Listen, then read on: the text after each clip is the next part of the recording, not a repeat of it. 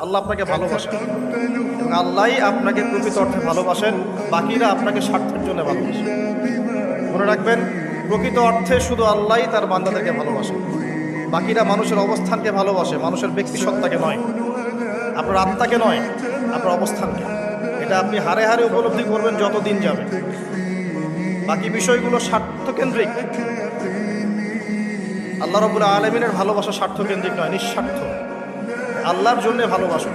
মাকে ভালোবাসেন আল্লাহর জন্য, বাবাকে ভালোবাসেন আল্লাহর জন্য, আপনি সন্তান সন্ততিকে ভালোবাসেন আল্লাহর জন্য, স্ত্রীকে ভালোবাসেন আল্লাহর জন্য।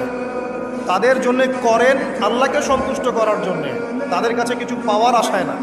যখন আপনি কারোর কাছে কিছু পাওয়ার আশা করবেন, তখন তার কাছ থেকে কষ্ট পাবেন।